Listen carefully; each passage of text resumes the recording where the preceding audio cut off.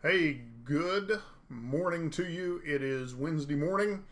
Not sure where you're at here in Wichita, Kansas. We are going to start our stay at home order that was ordered by our county health department.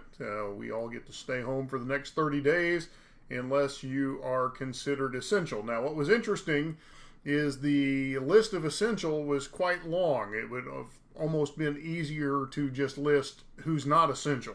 But anyway, that does mean a lot of people are at home. It does mean a lot of small business owners who their business was not considered essential are now having to shutter, and so definitely brings up some anxieties and fears and concerns for a lot of people, and certainly something that we'll all walk through together in the days to come. The topic I want to cover this morning comes from Tony Hunt, and it was also requested by Denise Spurlock. It was a 2-for-1 request. And so here's what we'll cover today on this morning's video, and I'll do at least one other video today, maybe two.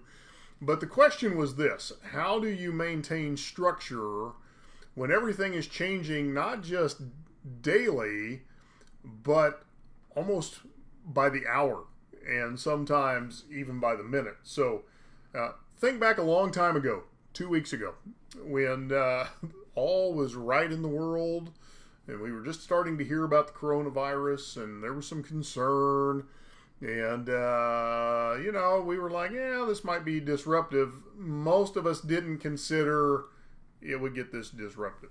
So how do we maintain some structure? How do we maintain a bit of a sense of normalcy? How do we move forward in a time like this? So what I want you to think about is the idea of people who get seasick. And one of the things that they tell you if you're seasick or you're on a ride or you get motion sick is you look for the most solid point on the horizon and you focus on that. So if you're a seasickness person, what you do is you look at the most solid point you can on a ship that's going to be in the middle. That's what's not going to be doing all the huge bumps and moves and those kinds of things. Well, that's the first thing you have to do is you have to look at what is the most consistent, solid things in my life that I focus on. Remember, what you focus on expands. So for me, first and foremost is God himself. God doesn't move. He doesn't change. He's not shifting like the shadows. Those are things that we know. He's consistent. And so that's the baseline for me. I always return to my faith every morning. Even if the world's going crazy, that's one place that things aren't going crazy. And so I always return to God. I start my day with him. I end my day with him. That's my stable point. The next thing that I look at is my family. I look at my wife, my children, my mom, others who are close to me. That's the next point of stability. So what I do is I anchor into those points of stability, and I think that's what you have to do first and foremost. Now, let's get to the practical side of things. So I anchor into my faith. I start the morning in prayer. I am in constant communication with God. I anchor with my family. But here's what we have to do, and this is something that I've done in my life and business for a number of years. I don't schedule based on the tyranny of the urgent or the changing circumstance. I schedule based on priority. And so before all this craziness, if you were going to look at my day, I start every day in prayer and in Bible study. Doesn't matter where I'm at in the world, those are the first two things that happen. After that, what I do is I will get my mind ready for the day. And what I mean by that is I'm going to look back over anything from yesterday that needs my attention today. I'm going to do an initial check of my email. Is there anything urgent from the overnight hours that I need to address? And if there is, I'll address that very quickly. But then for the next couple of hours, what I get into is creation. I'm creating content. I'm creating ad campaigns. I am creating things that move the ball forward. Now, for me, I'm a marketer, so those are the things that move the ball forward. Or I am scheduling appointments by phone, by, in person. That's what pushes the ball forward for me. So I do that until about 2 o'clock in the afternoon. From 2 o'clock to about 5 o'clock, I go into what I call administrative and cleanup mode, to where things that I've pushed the ball forward that we need to implement, that's what I'm doing. If there are discussions I need to have with team members, that's what I'm doing during that time. If there is administrative things I need to do, pay bills, review financial statements, those types of things, that gets done in the afternoon. Then about 5 o'clock, I shut all that down and I spend a little time focused on me. So that's time where I'll just sit and reflect. I might read, I might watch some video content that I need to absorb. I go make dinner, spend time talking with my wife. We catch up, even though we work together, which is funny. She sits right here normally. This is where we put all the business aside and we just talk to each other. If one of the kids wants to eat dinner with us, we'll eat dinner. But here's the reality. Like, our daughter's 18, our other son at home, he's 22. They've been self-quarantining for years. Like, right? They don't want to spend time with mom and dad. We have to. Would you at least have dinner with us? Now, unless we're going out to dinner and we offer to pay, then they're always happy to go. But the parents of teenagers, you get this. Parents of college-age kids, you get this. You've been self-quarantined for a long time. So from there, get done with dinner, and we go into the evening. And the way I will use the evening is I may have the television going in the background, but I'm not really watching television. I have my laptop on as well. It's just noise. I sit in my recliner. I do get away from my desk. And what I will do is I will spend time researching ideas, or I will spend time communicating back and forth with people, or I will spend time learning. So I may be, bringing myself up to speed on a product, a service, an idea. I may be researching the financial markets. There's a lot of things I'm going to do, but that's research time for me. And I do that up until about 10 o'clock. At 10 o'clock, I head to the bedroom. I'll watch a couple of YouTube videos while I'm getting ready for bed, just to kind of brain dump. And then I turn out the lights and off to sleep I go. So that pattern doesn't really change, but it's all based on priority. So for me, the priorities are this. I need to be in front of people.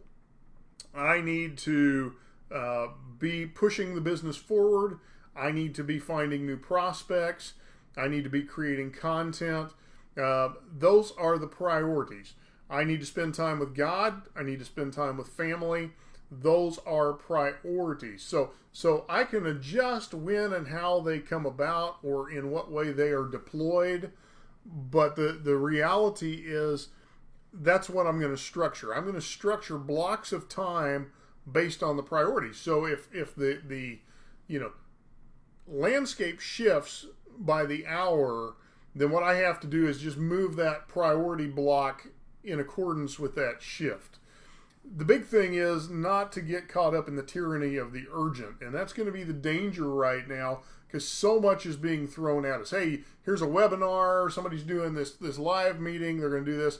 Here's the great thing, most everything's recorded, so although you want the news right now, you don't necessarily have to have the news right now. There are places where you can put the brakes on other people's demands on your time and stick with the priorities. Now, many of you are business owners, and in particular, Denise and Tony both own businesses. So let me speak specifically to this. Normally what I teach anybody that I'm working with, 80% of your time has to be income producing activities. Right now, you're going to have to hyperdrive that, and you're going to have to adjust how you do that. Your income producing activity may be making videos like this. You would be amazed at the traction you will get if you will just simply turn on the camera and talk to your audience. You may be making phone calls. You may need to call every customer you've ever had and say, hey, I am just checking up on you to see how you're doing, and get yourself in front of them again. You may have to get creative. Now, here's the great thing is there are lots of businesses, even here, that are still able to be open as essential services. So I would be looking at, in your business context, how can I be serving those essential services? And it may be a little different than what you would normally do. So for example, if you're a business owner that has your vehicles wrapped, then I would offer to make deliveries to the elderly and people who are shut in as just part of what you're doing, as a give back to the community that puts your brand in everybody's neighborhood that you can talk about online. It's another way to get behind what you're doing. Because here's the thing, not everybody is broke right now, okay? And it's not just because the government's going to send a check. There are some people who really have planned, and they've planned well, and they are going to be able to spend money, but they're going to spend money on things that are essential. So what you've got to do, even if the government doesn't think what you do is essential, you've got to figure out ways to become essential to the people who are still able to do business. Because here's the thing, nobody's going to quit going to the grocery store or Sam's right now. They're just not. They may have to scale back, but whatever is important to somebody, whatever is critical to somebody, they're going to find the means to do it. So anyway, that's kind of a side note, a little rabbit trail. But here's the thing. Figure out your priorities. My priorities are God, family, health, moving my business forward, whatever that looks like for you. Then figure out how do I block my day to those priorities. Because here's the other thing. Your time hasn't changed. You still get 24 hours in every day. What you do with those 24 hours will have a big determination on how this whole event goes for you and how you look coming out the back side of it. So just a few thoughts for you. Hope you find that helpful. I will talk to you again later today. As I've said before, if you need anything, if you need prayer, if you need somebody to talk to, please reach out to me. Yesterday, I was offering you a free course, how to make money online. If you want that, let me know. Today, I'm offering my book, Desolate Places, for free on Amazon Kindle. So go look it up. It's absolutely free. Download it, read it. It'll be an encouragement for such a time as this. Talk to you soon.